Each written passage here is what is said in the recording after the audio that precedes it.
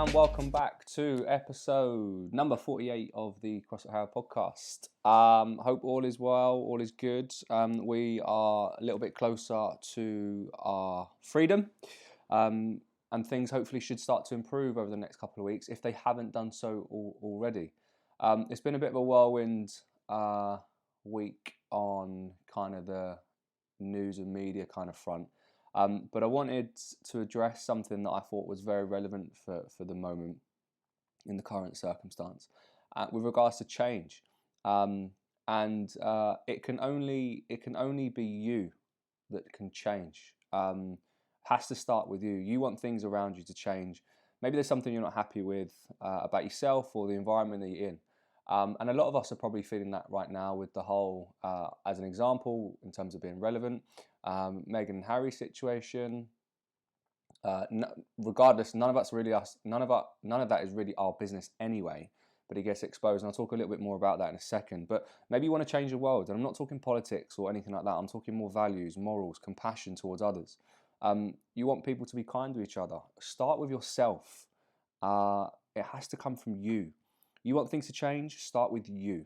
Take responsibility for what your life looks like, or how you want it to look like. Set the people around you an example of how it should be.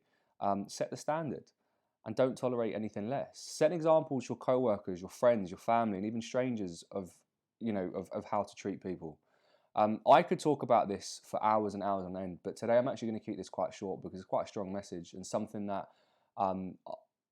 trying to raise awareness to people, and I hope this has a very strong message for you today. But the world is a complete mess at the moment. It is absolutely a complete mess. Look at the media right now, fucking shambles. If you think it's not, if it's not about the shit about COVID, it's about Meghan and Harry. If it's not Meghan and Harry, it's some form of news to degrade someone or something, punish them for doing X, Y, or Z.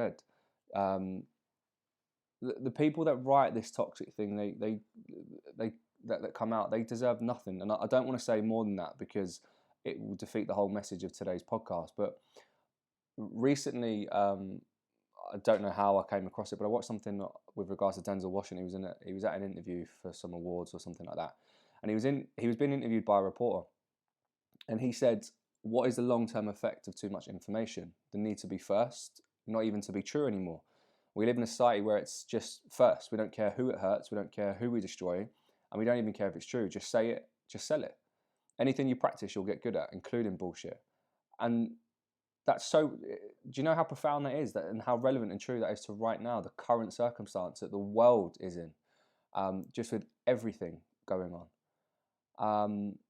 The media and social media is so damaging to us right now. And can you imagine the effect that it's going to have on that on the future generation? And because ultimately they are watching us, they are seeing everything that goes on. And at the moment they're laughing, but they're laughing because they don't understand the damage that it's going to cause to them or to others around them.